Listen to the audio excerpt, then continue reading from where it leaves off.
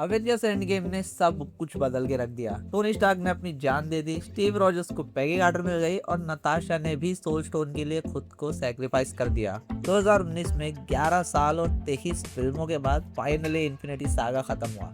लेकिन असली सवाल ये है, आगे क्या? आगे आया मल्टीवर्स सागा। और अगर आप लोग कहीं पीछे रह गए एंड गेम के बाद, तो डिज्नी प्लस के हर एक शोज, फिल्म्स, एनिमेटेड सीरीज, तो आज हम सब कुछ कनेक्ट करेंगे, हर एक थ्रेड, हर एक क्लू जो सब एवेंजर्स डूमसडे की तरफ जा रहा है। तो एंड गेम के बाद हम लोग देखते हैं कि लोग कैसे रिकवर करने की कोशिश कर रहे हैं जो भी एंड गेम में होता है, और जो हाफ पॉपुलेशन गायब हो जाती है वो भी वापस आ जाती है। और इसी इवेंट के 3 हफ्ते बाद की टाइमलाइन सेट है वांडा विजन की। इसके अंदर हम लोग देखते हैं कि वांडा कैसे विजन के सदमे में डूब के एक पूरे टाउन को फेक रियलिटी सिटकॉम में ट्रैप कर लेती है। इसी शो में अपने को स्कारलेट विच की एक्चुअल पावर भी रिवील होती है और अगाथा हार्कनेस भी इंट्रोड्यूस होती है, जो बाद में डॉक्टर स्ट्रेंज 2 को सेटअप करती है। इसके 6 महीने बाद आती है falcon and the winter soldier, जहाँ पे अपने को मालूम पड़ता है कि कैसे सैम विल्सन अपने आप को कैप्टन अमेरिका एक्सेप्ट नहीं कर पा रहा, और दूसरी तरफ बकी का भी वही हाल है। और इसी शो में अपने को इंट्रोड्यूस होते हैं ग्रुप ऑफ फाइटर्स जिनका नाम फ्लैग स्मैशर होता है। और इसी शो में अपने को मालूम पड़ता है कि गवर्नमेंट कैसे एक्सपेरिमेंट कर रही है सुपर सोल्जर को वापस से रिक्रिएट करने के लिए, जब की बात कर रहा हूँ। और इसके बाद अपने को मालूम पड़ता है कि जॉन वॉकर को एज कैप्टन अमेरिका अपॉइंट कर लिया गया है बाय द गवर्नमेंट, क्योंकि सैम विल्सन ने शील्ड देने से मना कर दी। इस शो के एंड में सैम विल्सन फाइनली एक्सेप्ट करता है कैप्टन अमेरिका के रोल को, और इसके बाद अपने को दिखता है उसका कंप्लीटली न्यू सूट, जो डायरेक्टली सेटअप करता है Captain America Brave New World को, जहाँ पे Sam operate as the official Captain America. इसके बाद का जो शो है वो काफी ज्यादा इंटरेस्टिंग है, क्योंकि ये वो शो है जहाँ से मल्टीवर्स की कहानी की शुरुआत होती है। 2012 का लोकी जो टीवी के हाथ लग जाता है एक ऐसी ऑर्गेनाइजेशन जो सेक्रेट टाइमलाइन को कंट्रोल करती है। और ये सब क्यों हुआ? क्योंकि हल्क को सीढ़ियों से नफरत थी। इसके बाद लोकी को मालूम पड़ता है कि टीवी को हीरे में नाम का बंदा चला रहा है, जो कि कैन का वेरिएंट है। और शो के एंड में सिल्वी उसको मार देती है, जिसकी वजह से मल्टीवर्स खुल जाता है, आई मीन इंकर्जन। सीजन 2 के एंड में लोकी मेक द अल्टीमेट सैक्रिफाइस और वो ह्यू रिमेन्स की जगह ले लेता है सेंटर ऑफ टाइम पे। इसके बाद हम लोग देखते हैं कि कैसे लोकी अपनी पावर्स का यूज करके टाइमलाइंस को साथ में पकड़ के बैठा हुआ है, और ये चीज एस्टैब्लिश करती है Loki as one of the most powerful being in the MCU, जितना अपने को दिखाया है। इसी शो में अपने को मल्टीवर्स के भी कई सारे कॉन्सेप्ट क्लियर हो जाते हैं, जिसके बारे में अपन किसी और वीडियो में बात करते हैं। इसके बाद बात करेंगे अपन ब्लैक विडो की, जो सेट होती है सिविल वॉर और इन्फिनिटी वॉर के बीच में। इस मूवी में अपने को मालूम पड़ती है नताशा की बैक स्टोरी, और इंट्रोड्यूस होती है येलेना बेलो, तो नताशा की बहन होती है। और इस मूवी में जानने लायक कुछ है नहीं, इसलिए सीधा जंप करते हैं पोस्ट क्रेडिट पे, जहाँ पे अपने को वैलेंटिना देखती है, और ये पोस्ट क्रेडिट सेट है आफ्टर एंड गेम। ठीक है, तो क्रेडिट पे अपने को मालूम पड़ता है कि वैलेंटिना कैसे येलेना को क्लिंट बार्टन के पीछे भेज देती है, उसको ये रीजन बता के कि नताशा की मौत का जिम्मेदार हॉकाई है, जिसका पे ऑफ अपने को हॉकाई सीरीज में देखने मिलता है। उसके बाद अपन देखते हैं शैंग-ची and the legend of ten ring, जहाँ पे अपने को इंट्रोड्यूस होता है शैंग-ची, जो बेटा होता है वेनवू का, जो कि लीडर होता है टेन रिंग ऑर्गेनाइजेशन का, जो ऑपरेट कर रहे थे आयरन मैन की पहली मूवी से। और इस मूवी में अपने को रिवील होता है कि टेन रिंग एक एंशिएंट आर्टिफैक्ट है, जो कि नहीं होता, ये एक एलियन टेक्नोलॉजी होती है, जिसका पता अपने को मिड क्रेडिट सीन में मालूम पड़ता है, जहाँ पे वोंग, कैप्टन मार्वल और ब्रूस बैनर इस रिंग को एनालाइज करती हैं और कंफर्म करते हैं कि किसी तरीके का तो सिग्नल भेज रही है, जिसका फॉलो अभी तक नहीं आया, इसलिए इटर्नल भी चलते हैं। जिसमें अपने को मालूम पड़ता है कि इटर्नल्स, जिनको सेलेस्टियल्स ने क्रिएट किया है, वो पिछले 7000 साल से अपने अर्थ पे रह रहे हैं। और जब एंड गेम के बाद आधी आबादी वापस आती है, तो वो एनर्जी इनफ होती है सेलेस्टियल को जिंदा करने के लिए, जिसके लिए इटर्नल्स आए थे। और फिर उन लोगों के पास होते हैं 2 ऑप्शन, या तो अर्थ को खत्म होने दो, डिस्ट्रॉय होने दो, या तो फिर इसको रोक दो। ऑब्वियसली तो चूज ऑप्शन 2, और वो अर्थ को बचा लेते। ये मूवी की स्टोरी डायरेक्टली इम्पैक्ट करती है Captain America Brave New World को, क्योंकि वो लोग इमरजेंसी को तो रोक देते हैं, लेकिन वो जो सेलेस्टियल की बॉडी होती है ना, हाथ से निकलता है वो जो पानी में से, उसको ऐसे ही छोड़ देते हैं। इसके बारे में प्रेसिडेंट रॉस अपने को रिवील करते हैं कि ये बॉडी एडमेंटियम से भरी हुई है मतलब बनी है, और ये वही मेटल है जिससे वुल्वरीन के क्लॉज बने हैं। और इटर्नल्स के पोस्ट क्रेडिट सीन में अपने को स्टार फॉक्स, जो थानोस का भाई है, वो भी इंट्रोड्यूस होता है, और एक ऑफ स्क्रीन से अपने को ब्लेड की एंट्री को भी टीज किया गया है। इसके बाद आते हैं अपन स्पाइडरमैन फार फ्रॉम होम और नो वे होम पे, जो मूवी लिटरली जिसने पीटर पार्कर की लाइफ चेंज कर दी। तो सबसे पहले आते हैं फार फ्रॉम होम पे, इसकी कहानी 8 महीने बाद सेट है एंड गेम से। इसके अंदर अपन लोग देखते हैं कि पीटर कैसे स्ट्रगल कर रहा है टोनी स्टार्क के डेथ से, और साथ ही साथ मिस्टीरियो से ही फाइट कर रहा है। इसके एंड में मिस्टीरियो पीटर पार्कर की रियल आइडेंटिटी रिवील कर देता है, जिसके कॉन्सिक्वेंसेस अपने को नो वे होम में देखने मिलते हैं, जहाँ पे पीटर पार्कर डॉक्टर स्ट्रेंज के पास जाके बोलता है कि सबको भुला दो कि मैं स्पाइडरमैन है। इन सब प्लान से चलने लगा तो ऐसे कैसे चलेगा यार। इसीलिए वो इस पर थोड़ा गड़बड़ हो जाता है और सारे यूनिवर्स के सारे ने मतलब कुछ यूनिवर्स के विलन और हीरोज आ जाते हैं। इसके अंदर अपना टोबी भैया और एंड्रयू गारफील्ड का भी स्पाइडरमैन होता है और फिर मूवी के एंड में डॉक्टर स्ट्रेंज वापस से स्पेल कास्ट करता है और इस बार सक्सेसफुल कामयाब हो जाता है। फिर इसके बाद अपना पीटर बचता है बिल्कुल अकेला, नो फ्रेंड्स नो फैमिली। फिर अपन लोग देखते हैं व्हाट इफ का सीजन 1 जो कि एक ऑल्टरनेट वर्जन है एमसीयू इवेंट का, showing how small changes could lead to drastically different outcome. के सीजन 2 में अपन इंट्रोड्यूस होते हैं Captain Carter as multiversal hero और इसी शो में अपने को ये भी रिवील होता है कि ये यूनिवर्स भी उतना ही सही असली है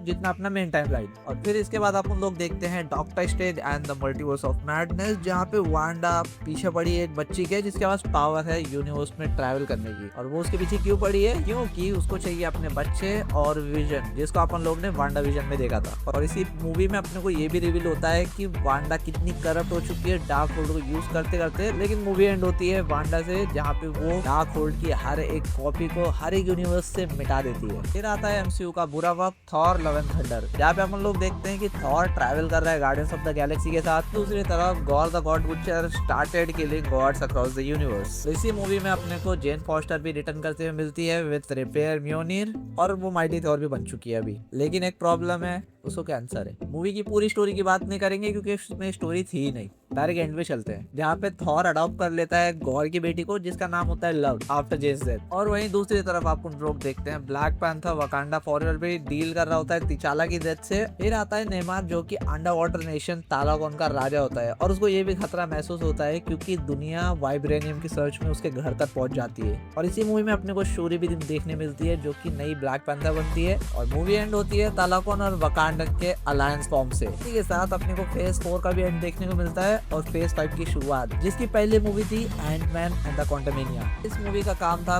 कैंग को मेन विलन एज सेटअप करना मल्टीवर्स सागा के लिए। और इस मूवी में अपने को दिखाया है कि कैंग कैसे फंस जाता है क्वांटम रेल में। इसके एंड में स्कॉट लैंग कैंग को डिफीट कर देता है, लेकिन इसका पोस्ट क्रेडिट सीन काफी इंटरेस्टिंग था क्योंकि इसके पोस्ट क्रेडिट में अपने को देखने मिलते हैं काउंसिल ऑफ कैंग के इन्फिनिट वेरिएंट। लेकिन उसके बाद तुम लोग सबको पता है क्या हुआ कि जोनाथन मेजर्स को मार्वल ने फायर कर दिया और उसके बाद सब कुछ बदल गया। जुलाई 2024 को मार्वल ने अनाउंस किया कि the Kang dynasty was retitled to Avengers Doomsday और वहीं पर उन्होंने रॉबर्ट डाउनी जूनियर को एज डॉक्टर डूम भी अनाउंस किया। फिर इसके बाद अपन लोग देखते हैं guardians of the Galaxy volume 3 और इसी मूवी में उन लोगों को उनका इमोशनल कंक्लूजन भी देखने को मिला, जहीं पे अपने को रॉकेट की ट्रॉमेटिक ऑरिजिन भी देखने को मिली कि कैसे एक साइंटिस्ट ऑब्सेस है एक ऐसी सोसाइटी बनाने में जो कि एकदम परफेक्ट हो थ्रू जेनेटिक एक्सपेरिमेंटेशन। लेकिन मूवी के एंड में गार्डियंस बचा लेते हैं रॉकेट को और कई सारे ऐसे एक्सपेरिमेंट को भी रोक लेते हैं। और मूवी के एंड में अपन लोग देखते हैं कि कैसे पीटर क्विल भी अब अर्थ पे आ चुका है जो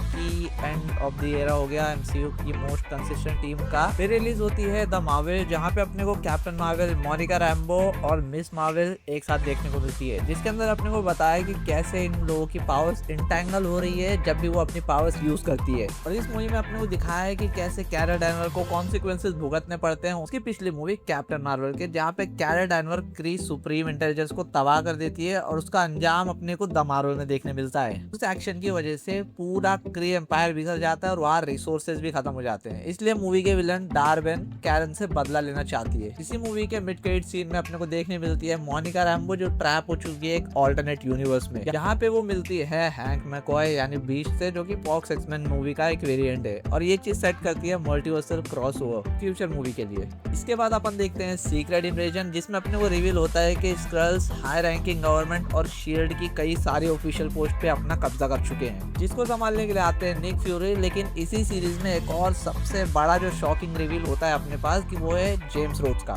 यानी अपना वॉर मशीन, जिसको स्क्रल्स ने रिप्लेस कर दिया था सिविल वॉर के इवेंट के बाद। फिर इसका मतलब कि एंड गेम में जो रोडी था वो स्क्रल था, वो तो अपने को नहीं पता, लेकिन सीरीज के एंड में निक फ्यूरी इन्वेजन को रोक देते हैं। लेकिन साथ ही साथ पब्लिक को ये भी मालूम पड़ जाता है कि उनके बीच एलियंस है। इसके बाद अपन लोग देखते हैं Agatha all along Agatha Harkness को, जो 3 साल बाद सेट है वांडा विजन के। और अगाथा अपनी पावर्स को पाने के लिए एक विच रोड पे निकलती है एक कॉवेन के साथ, जो कि एक ग्रुप होता है विच का। इसी शो में अपने को एक सबसे बड़ा जो रिवील होता है वो वांडा का बेटा बिली मैक्सिमम, जिसको अपन ने वांडा विजन में देखा था, वो अब बिली कैप्लन के रूप में दोबारा जन्म ले चुका है और अपने भाई टॉमी को ढूंढ रहा है। इस शो में जो भी कुछ होता है वो बिली को विकन बनाने के लिए होता है ताकि वो आगे चल के एवेंजर्स का पार्ट डैड भी बन सके यंग एवेंजर। 2024 में Fox X-Men universe officially MCU का हिस्सा बन जाता है डेडपूल एंड वुल्वरिन मूवी के साथ, जहाँ पे वेड विल्सन सबसे पहले तो ज्वाइन करता है एवेंजर को, मतलब कोशिश करता है ज्वाइन करने की लेकिन नहीं कर पाता, और उसके बाद टीवी वाले उसको उठा लेते हैं। यहाँ पे उसको मालूम पड़ता है कि उसकी टाइमलाइन प्रून होने वाली है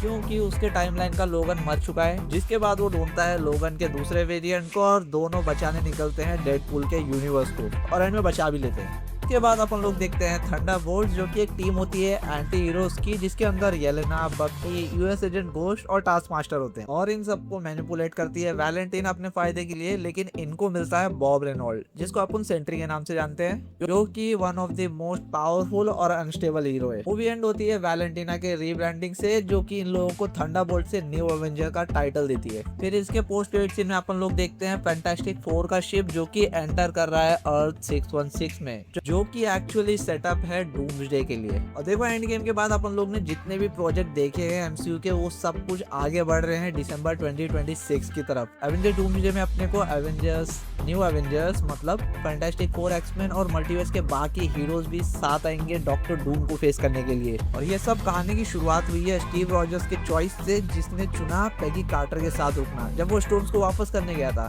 जो मल्टीवर्स के रूल्स को ब्रेक करता है। और लोकी का सैक्रिफाइस टाइमलाइन को होल्ड करना तो और भी ज्यादा क्रूशियल है, क्योंकि उस टाइमलाइन के अंदर फ्री विल है तो ब्रांचेस ब्रूड नहीं होती, वो ग्रो करती है। और देखो इन्फिनिटी सागा 6 स्टोन्स को इकट्ठा करने के बारे में था, लेकिन मल्टीवर्सल सागा हर उस यूनिवर्स को टकराने और तबाही के बारे में है जो कभी एग्जिस्ट करता था। और ये सब उसी पल शुरू हो गया था जब टोनी स्टार्क ने स्नैप किया और स्टीव रॉजर्स पेगी के साथ रुकने के लिए टाइम में पीछे चला गया।